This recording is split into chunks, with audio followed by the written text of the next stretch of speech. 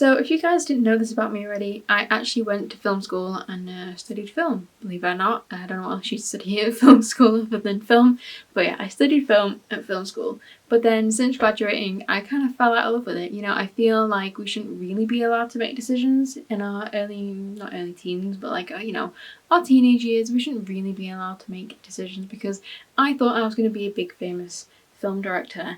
But here I am still living with my parents, making YouTube videos. Yeah.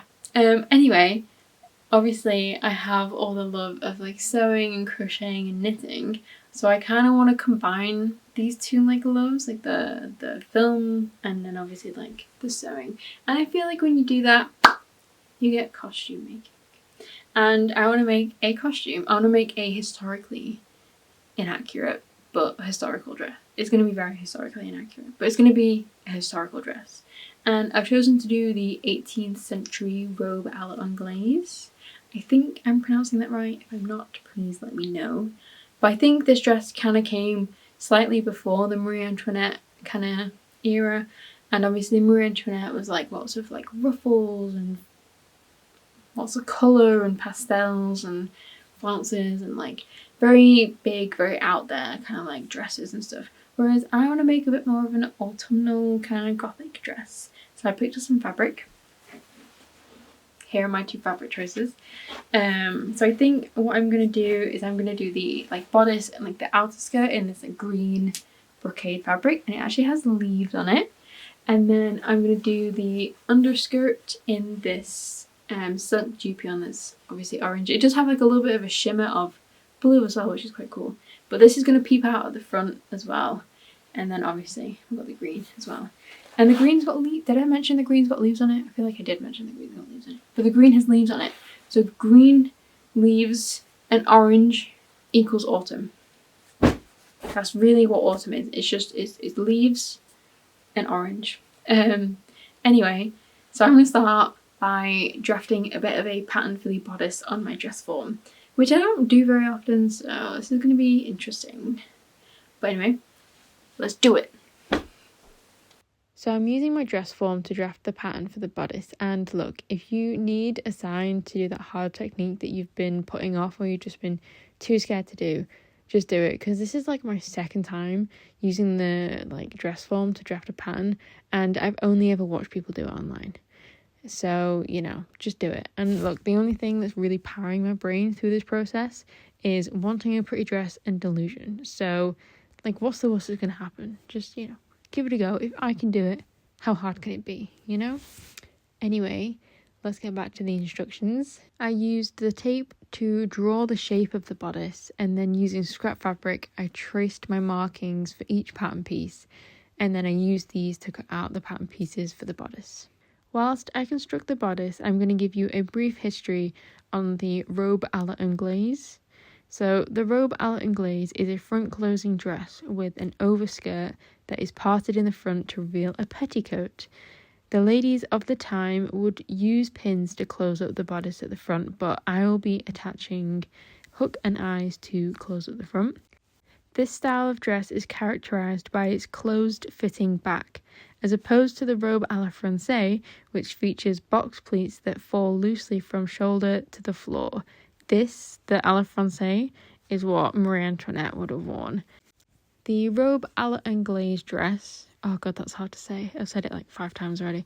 But the robe à l'anglaise dress is a lot less embellished than the robe à la Française. So obviously, like, Marie Antoinette liked her fancy dresses, so she wore the robe à la Française, whereas the robe à l'anglaise was obviously typically worn by English ladies. So this is my first little mock-up of my corset dress thing. And it's a little bit big. I've had to pin the sides and like pin it at the front and like pin it like a fair amount. Like that's where one starts and that's where one ends. Like there's, you know, a lot there that needs to get rid of, and the sides need to get rid of. And I feel like it's gaping a little bit at the back, so I feel like I need to taper it more at the back as well when I get like up. So make it like smaller at the back and stuff. And then I think I need to make it like a little bit longer at the sides so it sits more like on my waist instead of like up here, if that makes sense. But yeah, I think I'm going to try again using like the same kind of pattern pieces, but just like, you know, making it smaller, if that makes sense, and see how it does. But I think it's, you know, I like the shape of it, so that's one pro.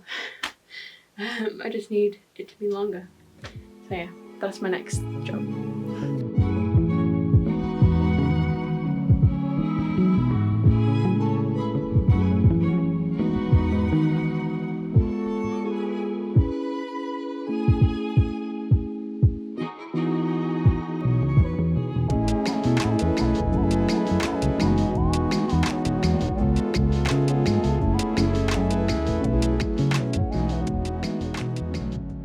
So mock-up number 2 is looking a lot better. She's fitting a lot better too. Look at the back. Fitting a whole lot better. I prefer the length of the sides. It's a lot longer, it kind of fits more on my waist. Bit more figure hugging. I'm going to add boning to the lining and then attach like lining to the front bit because I cannot be bothered making a corset or stays or anything. So yeah, fitting a lot better, looking a lot better.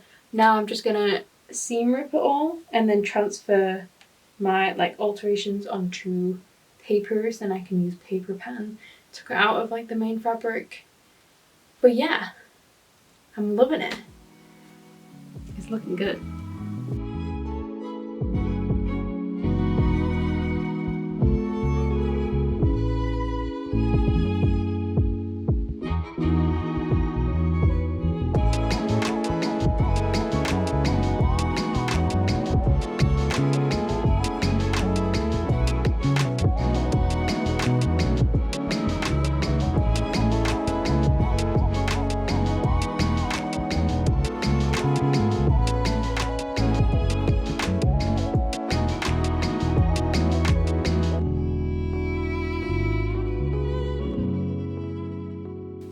So this is mock-up 3 / lining, and I'm quite happy for it to be the lining, you know, a bit of light green to go. I mean, typically I would have chosen black, but you know, might make it a little bit reversible then if I do it in a light green. But yeah, I've just pinned the straps on at the minute because I was too excited to like sew them. I just wanted to try it on. But yeah, it's pretty much the same. It's nice and tight, which is what we want in a like corsetry top kind of thing. And I can't be bothered making stays, so I'm gonna add boning to the lining, and then I also need to chop out the like main fabric. I'm pointing at it, but you guys can't even see the main fabric. So yeah, that's the next on the agenda. So to add the boning, I would literally draw around the boning so the tunnel would fit the boning perfectly. Then I would just sew down this line that I drew. But before adding the boning, I actually filed the edges using a nail file so that like the edges didn't like stab me when I like put it on and stuff. Then I slid the boning into the channel, making sure to leave room at each end for seam allowance. Also, when sewing the channels, you know how like when you press the seam open, you have the 2 sides to the seam? Well, you only need to add boning to one of the sides. You don't need to do both, just one. And I did this for every seam that I like sewed on the dress. Well, the bodice, not the dress. Then after making the bodice in the lining, I made the bodice in the main fabric. As like a little note, I only put boning in the lining, so you don't need to put boning in both, just the lining will do. If you were wondering, yes, that is Christmas wrapping paper. Your eye is not deceiving you, it is Christmas wrapping paper. I did trace my pattern onto Christmas wrapping paper, mostly because it was around the house and I was too lazy to go out and buy paper, and you know, why buy paper when you already have paper? It's just paper covered in penguins, you know?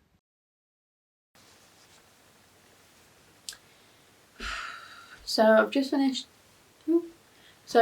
sewing the like boning channels and putting all the boning into the lining. I forgot what it was going to be called then. The lining.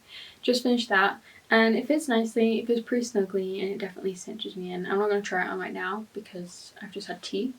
And then also I finished sewing together the like bodice bit like, in like the actual fabric that it's going to be. and it's looking very cute. I quite like this fabric. It's like quite nice and dark and gothic, which is what I was kind of going for. I have just like pinned it at the shoulder seams, but I'm not going to try it on because, again, I've just had tea and I feel like it's not a proper like fit check because I'm bloated and stuff. But yeah, I'm going to call it a night tonight, I think, because I've been sewing since like 8 o'clock this morning and it's currently 8 p.m. in the evening. So I'm going to shower and go to bed, and then I'll see you in the next clip. I then sandwiched the lining and the main fabric together, right sides kissing each other, and I sewed along the top edge and then along the bottom edge, leaving the sides open so that I can flip it right side out. This might take a little bit of fiddling around to get all the corners and edges nice and neat, but it looks good. Also, another little side note, don't sew up the shoulder seams until after you've done this, or else you won't be able to flip it right side out. So this is what she's looking like with the main fabric. I'm quite happy with it. Quite happy with how it's turned out. I have just pinned at like the shoulder seams again. I think I'm gonna have to hand sew them, and then I have to figure out what I'm gonna do with the front. I think it's gonna be hook and eye closures, but we're gonna see what I play around with. But I might have to do that after I've like put on the skirt and stuff. But yeah, she's looking very cute. Obviously, not with this top on underneath. Okay, so I finished the corset. Literally last night after I packed away all of my camera equipment, I was like, oh, I need to do some sleeves. So I was like, I'll just quickly make some sleeves. And then I ended up attaching the sleeves, and then I ended up attaching the hook and eye closures at the front and basically finishing off the corset.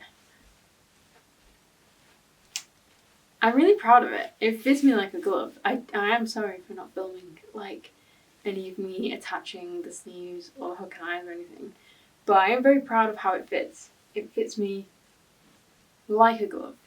I am going to add some like ruffles down the front and like around the neckline, but I think I'm going to do that like towards the end, like when I'm coming close to like finishing the dress, because I want to make sure I've got enough fabric for the skirt, which is actually what I'm going to be doing next. I'm going to start working on the skirt. I think I'm just going to do like what they do in the 18th century, where it kind of like goes from like there, round the back to like there. So it's not like an entire skirt, and then I'm just going to have the orange like peeping out, if that makes sense. But yeah, how cute is this?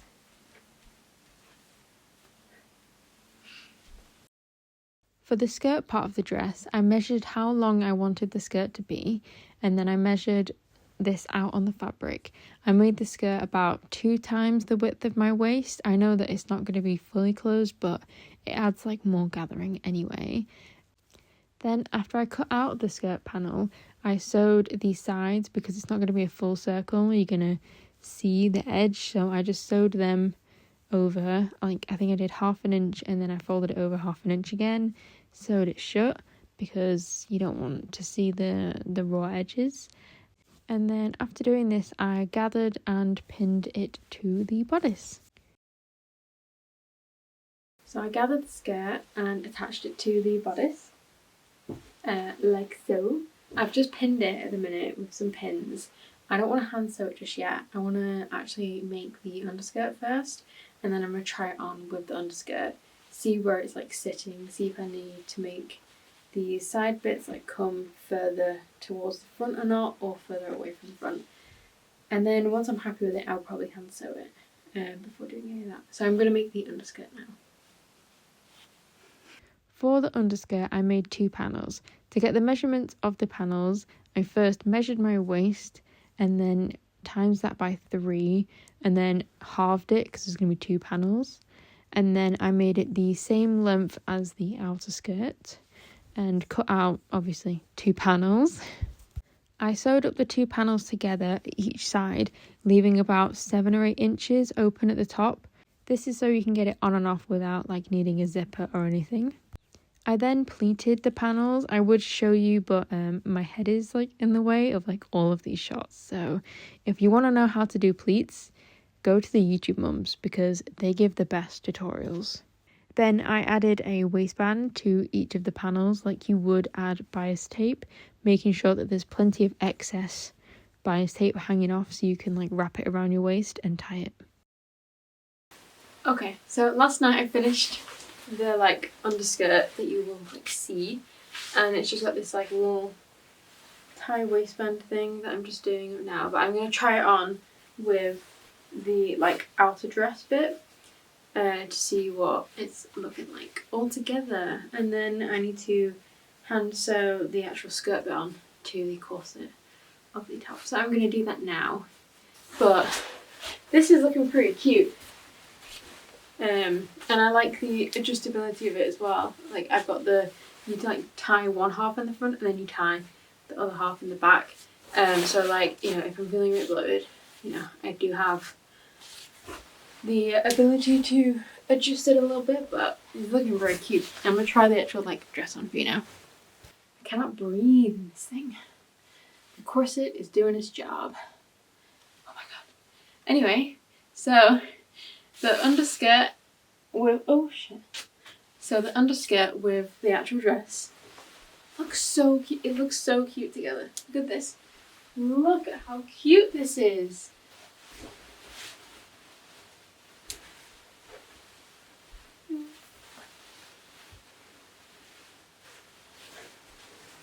I'm in love. So I've been kind of tinkering around with some like trims and ruffles that I can do to like add to the front of the dress, and I think this is the one that I'm going to go for. I've got like the green underneath and then the orange layered on top, and it's going to go like down the center of the front and then like round the neckline. I might add some to the skirt at the sides where like it opens, but we'll just see how this looks first and how long it takes me as well, because ruffling all of these is going to take forever. I also need to add some to the sleeves as well, so we'll see how it goes. But it's looking pretty cute. I like it. There's my doggy. If you want to see him, he's chilling.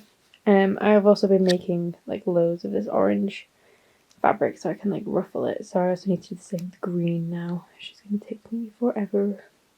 So I've been pretty smart, and I've actually put the selvage at the bottom of the dress so that I don't have to hem it. And yeah, think smarter, not harder. No, work smarter, not harder. Yeah, there you go. That's the one. But yeah, so that saved me some time. Anyway, so I finished the ruffles. Spent the past 3 days making and then hand sewing on the ruffles. I didn't film any of it because it was such a tedious process. It was just a lot of me gathering and then hand sewing them on. So I was like, you guys don't need to see that. But yeah, the gathers are done. And then I also added these little sleeve flounces as well. So yeah, that's the dress done. And I'm gonna try it on, I'm gonna take some videos, I'm gonna take some pictures in it. And yeah, I hope you guys enjoyed this video. I really enjoyed making this dress, and I want to do more like costumey stuff, so you're probably going to see a little bit more of that content because that's what I'm enjoying at the minute. And you know, do what you love, do what you enjoy. So yeah, I hope you guys enjoyed this video, and I'll see you in the next one. Bye bye.